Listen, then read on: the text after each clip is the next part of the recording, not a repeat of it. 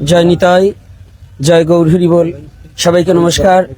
আজ লাইভে আসছি গত 27 এবং 28 দুদিনে যে গঙ্গাচড়া আলদাতপুর গ্রামের সনাতনী জাতির উপর যে নির্মমভাবে যে মিথ্যা অভিনয় করে ধর্ম অবমাননার নাম করে যে 19টি বাড়ি এবং 4টি দোকানকে লুটপাট এবং নগদ টাকা সোনাদানা সহ ঘরবাড়ি লুটপাট এবং বাড়িঘর ভেঙে চুরে দেওয়া হয়েছে, আসবাবপত্র সমস্ত মন্দির পর্যন্ত নিঃস্ব করে দেওয়া হয়েছে।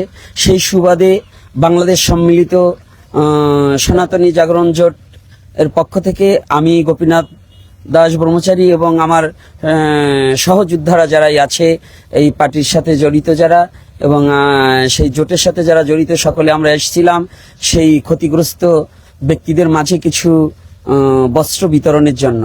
তা আমরা আসার পরে পরিদর্শন করি, পরিদর্শনের কয়েকটা ঘর পরিদর্শনের পরেই আমাদের পিছনে প্রশাসনিক লোক লেগে যায়। তার পরবর্তীতে আমরা যখন জড়ো করে দুটো কথা যে গ্রামবাসীকে দুটো কথা যে আশ্বাস তো তারা পালিয়ে বেড়াচ্ছে, তারা গ্রাম ছেড়ে চলে যাচ্ছে, তারা দেশ ছেড়ে চলে যাওয়ার জন্য ভয়ে আতঙ্কে একে একে পুলিশের সামনে বসেও প্রথম দিন তুচ্ছ ঘটনা ঘটিয়ে একটা বাড়িকে হামলা করে চলে যায়। দ্বিতীয় দিন পুলিশের সামনেই সেই হামলা করে এবং গরু বাছুর সহ বিভিন্ন ধান গম ইত্যাদি লুটপাট করে নিয়ে যায়। প্রশাসনিক লোক তাদেরকে বাধাও সৃষ্টি করেনি এবং কোনো রকম সেগুলো উদ্ধারও করেনি। তো এই সুবাদে আমরা এসে তাদের একটু সান্ত্বনা দেওয়ার জন্য যখন আমরা আসি, এই সেনাবাহিনী এসে আমাদের সেই দানগুলো তাদের হাতে পৌঁছাতে দেয়নি এবং কোনো রকম কোনো কথা বলতে দেয়নি। তাহলে এই যে বাংলাদেশের যে প্রশাসনিক দপ্তর আমাদের এই সনাতনীদের মধ্য দিয়ে যে প্রশাসনিক যে ব্যবস্থা নেই এবং প্রশাসনিক কোনো ভ্রুক্ষেপ এবং প্রশাসনিক কোনো ব্যবস্থা সনাতনীদের জন্য নেই। বাংলাদেশের যত অন্যায় অবিচার যতই হচ্ছে আমরা কোনো কথা বলতে পারবো না, আমরা কোনোভাবে তাদেরকে কথার মধ্য দিয়ে যেতে পারবো না। আমরা মুখ খুলতেই বিপদ, আমাদের মুখ খুলতে পারবো না। বাংলাদেশের যেখানে যে অবস্থায় যে সনাতনী আছে আমার এই লাইভটা সারা বিশ্বে ছড়িয়ে দেওয়া হোক। বাংলাদেশের সনাতনী প্রশাসন দপ্তর পর্যন্ত সনাতনীদের পাশে দাঁড়াচ্ছে না এবং সনাতনীরা যদি কোনো ভালো কাজ করতে যাচ্ছে তাদেরকে আওয়ামী লীগের ট্যাগ কিংবা বিভিন্ন রকম ট্যাগ দিয়ে তাদেরকে দেশ ছাড়তে বাধ্য করার জন্য হুমকি দেওয়া, এগুলো একটা হুমকি এবং এগুলো আমাদেরকে অন্যায়ভাবে আমাদেরকে বিতাড়িত করা হচ্ছে।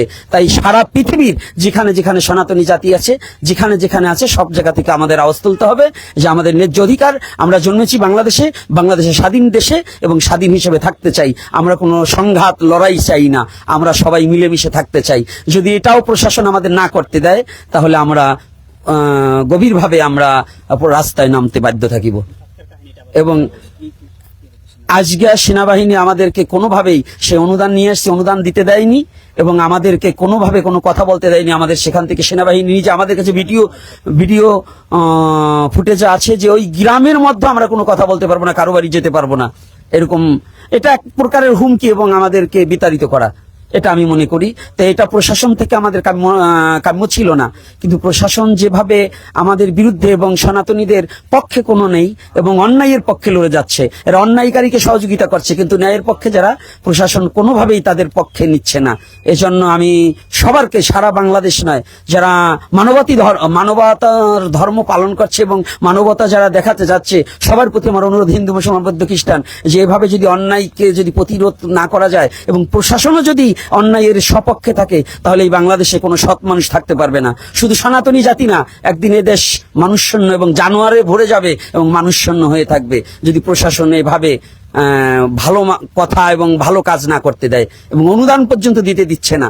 তাই আমি সবার কাছে এবং এই লাইভটা করছি প্রশাসন থেকে দূরে, আমাদের ওই গ্রামে পর্যন্ত দাঁড়াতে দেয়নি যেন আমরা কোনো কথা না বলতে পারি। কারো আর অন্য কোনো বাড়ি প্রশাসনিক ব্যবস্থার আগেই আমরা 2-3টা বাড়িতে পরিদর্শন করি, তাছাড়া আর আমাদের কোনো বাড়িতে ঢুকতে দেয়নি, কোথাও কথা বলতে দেয়নি। আমরা ওই গ্রামের ছেড়ে অন্য আর একটা গ্রামে এসে লাইভ করছি। জয় নিতাই, জয় গৌর হরি বল। আর দুটো কথা শুনুন, আরো একটা কথা বলছে। নমস্কার। আপনারা ইতিমধ্যে আমাদের বাংলাদেশ সম্মিলিত সনাতনী জাগরণ জোটের আমাদের ভারপ্রাপ্ত মুখপাত্র শ্রী গোপীনাথ বাবাজির মুখ থেকে শুনলেন। আমরা এখানে রংপুরে মানে গঙ্গাচড়ায় যে এসেছিলাম সেটা হচ্ছে এইখানে দেখছেন একটা ধর্ম অবমাননার একটা ইস্যু করে কিভাবে 19টি পরিবারের উপর হামলা হয় এবং সেখানে দোকানপাট হামলা হয় 4টি। আমাদের কথা হচ্ছে আমরা বাংলাদেশে বসবাস করি, হিন্দু মুসলিম বৌদ্ধ খ্রিস্টান একে অপরের সাথে মিলেমিশে। আমার কথা হচ্ছে আমরা প্রত্যেকটা ধর্মকে রেসপেক্ট করি, সে যে ধর্ম হোক। তা এখানে যদি কোনো ভাই ধর্ম অবমাননা করে, তাহলে প্রথমে আগে সেটা যাচাই বাছাই করে দেখতে হবে যে ধর্ম অবমাননা করেছে কিনা। সেটা যাচাই বাছাই না করে এটা সম্পূর্ণ পরিকল্পিত বলতে পারি যে একটা হামলা করেছে, একটা হামলা ছাড়া আর কিছুই নাই। সেই হামলা করে তারা কি করছে, সেখান থেকে 19টা পরিবারে ক্ষতিগ্রস্ত করছে।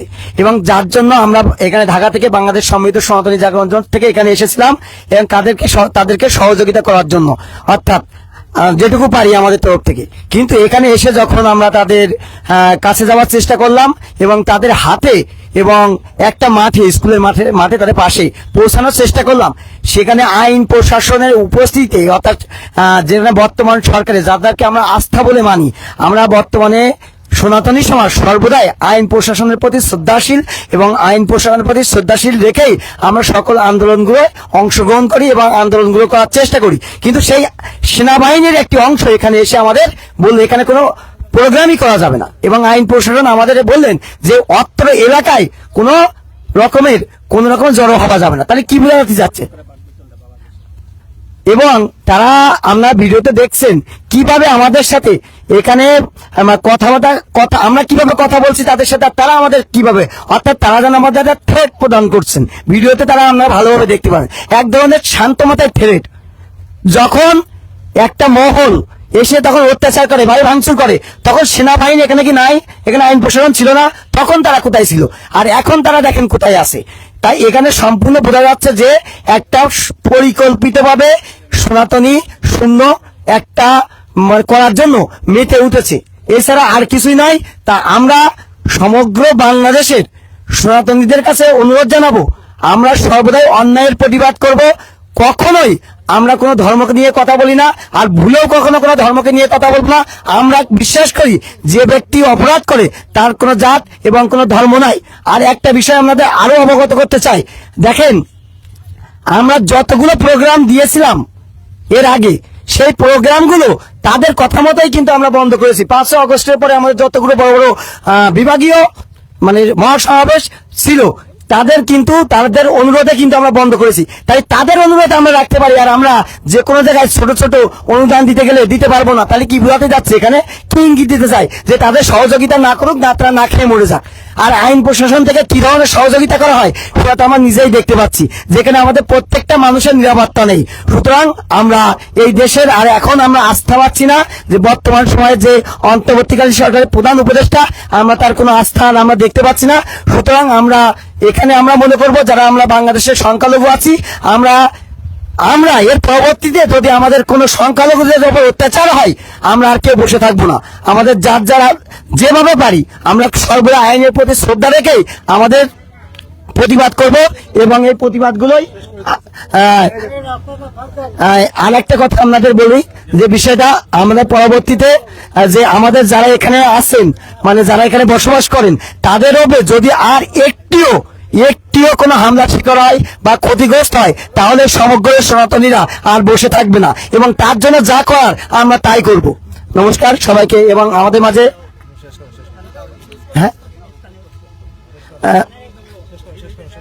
তাহলে এখানে এটা বলে আমার কথা এখানে শেষ করছি। নমস্কার সবাইকে।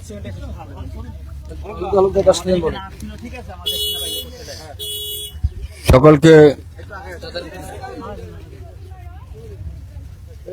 আমরা আজকে যে অনুষ্ঠানে আসছিলাম, এমনি তো আমরা পীড়িত আহত, তাদের মাঝে কিছু ত্রাণ নিয়ে আসছিলাম, কিছু অনুদান নিয়ে আসছিলেন আমাদের ভারপ্রাপ্ত মুখপাত্র সম্মিলিত সনাতন জোটের। উনাকে আজকে কোনো কথাই বলতে দেওয়া হলো না। আর আমরা আমাদের এই যে যারা অবহেলিত এবং নিপীড়িত ভাই বোনেরা আছেন, যাদের ঘর বাড়ি ভেঙে গেছে, যাদের প্রতি মব জাস্টিস করে একটা অত্যাচার করা হইল জঘন্যতম, আমরা তাদের সামনাসামনি যাইতে পারলাম না, তাদেরকে আলিঙ্গন করে বুকে জড়াই হতে পারলাম না। কেন পারবো না? এইটাই কি আমরা এই দেশ চাইছিলাম? আমরা কি বাংলাদেশে সবাই সমান না? দেখা যাচ্ছে কেউ উঁচা কেউ নিচা, ওই মানে বলার ভাষা নাই, কি বলবো আমি বুঝতে পারতেছি না। আজকে আমার যা কষ্টটা লাগলো, আমাদের এই যে প্রভু গোপীনাথ প্রভু, উনি সবার সাথে একটু কথা বলতেন, সবাইকে একটু সান্ত্বনা দিতেন, সেটা উনি পারলেন না, তাকে বলতে দেওয়া হলো না, আমাদের কণ্ঠরোধ করা হলো। আর অতীতেও দেখছি, যদি এই দেশে থাকিস তো ভোটটা আমার, আর যদি চলে যাস ভিটাটা আমার। আমরা এইভাবে আর কতদিন থাকবো? আমরা কি সবাই সুসাইড করব? না, সবাই একটা প্রতিরোধ গড়ে তুলব, হয় বাঁচবো না হয় মরবো। বিশ্ব দেখুক, সবাই তাকায় দেখুক, সুশীল সমাজ দেখুক, যত মানবাধিকার সংস্থাগুলো আছে তারা দেখুক, চোখ কান বন্ধ করে দেখুক। আর এভাবে চলতে দেওয়া যায় না। সবাইকে ধন্যবাদ, সবাইকে নমস্কার।